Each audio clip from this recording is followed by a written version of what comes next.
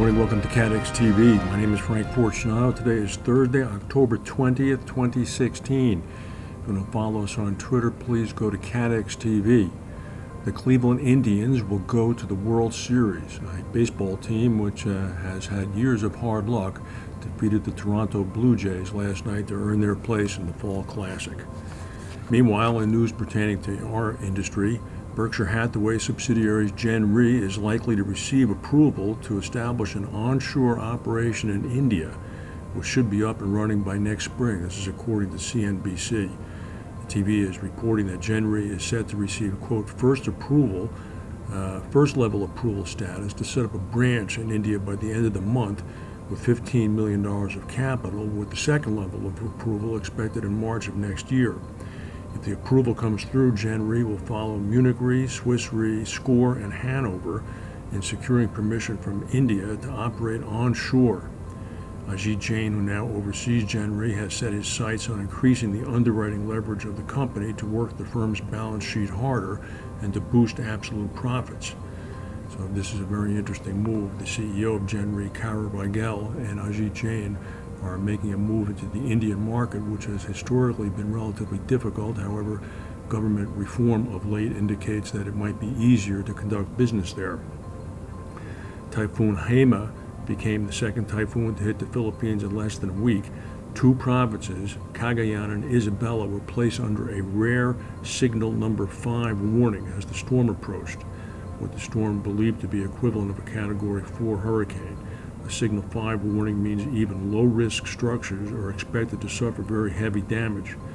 The storm fortunately did not cause as much damage as was expected. About 100,000 people had been evacuated. Only 7 people were killed in the storm. The storm hit with about sustained winds of 140 miles per hour.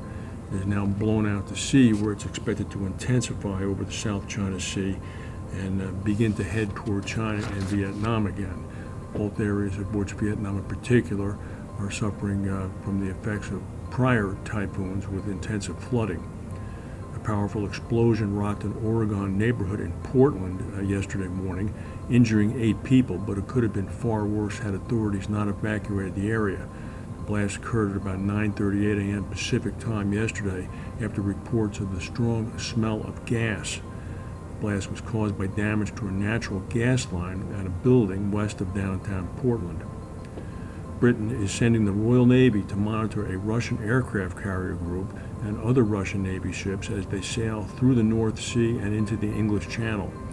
The British Defense Secretary said that the Navy will watch the vessels every step of the way. The Russian carrier Admiral Kuznetsov and its task force is heading south from the Norwegian Sea toward the North Sea.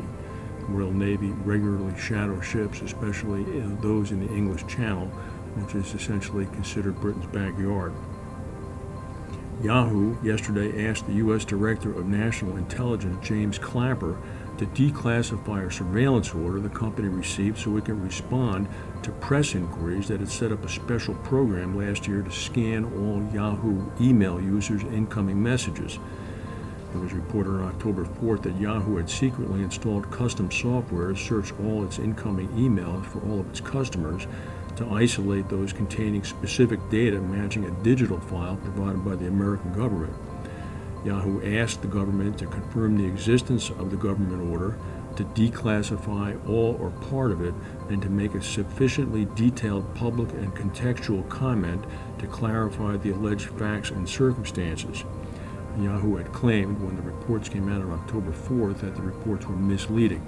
Of course, Yahoo is trying to sell part of itself to Verizon, which is holding up the deal to see whether or not the effects of the press report have a material value on the item that they're proposing to buy.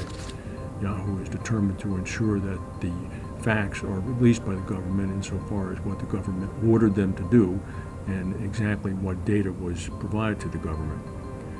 The Philippine President Rodrigo Duterte appeared in Beijing yesterday announcing his, quote, separation from the United States. He said that the United States had, quote, lost, and he has realigned the Philippines with China, as the two agreed to resolve their differences in the South China Sea peacefully. He said, America has lost now. I have realigned myself with the Chinese ideological flow And maybe I will also go to Russia to talk to President Putin and tell him that there are three of us against the world: China, Philippines, and Russia. It's the only way. With that, in this venue, Beijing, I announce my separation from the United States. I have separated from them, so I will be dependent on you for all time. But do not worry, we will also help as you help us. China has pulled out all the stops to welcome Duterte, including a marching band complete with baton-twirling bandmasters at his official welcoming ceremony outside the Great Hall of the People. We'll see how that works out for him. Last night was the final debate between Hillary Clinton and Donald Trump. Thank goodness there are no more debates. Wall Street reacted as the debate was going on during advanced trading, as the currency markets also traded. By the conclusion of the debate, stock futures were up. The value of the Mexican peso was also up. The peso drops if there are fears that Trump is going to win because of his anti-Mexico measures that he's planning.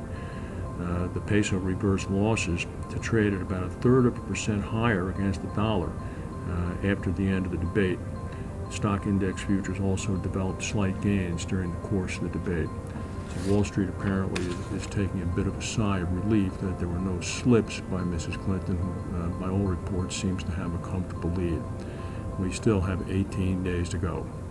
That's the news for today. If we have any breaking news, we'll come back and tell you. Thank you for watching, and we'll see you tomorrow.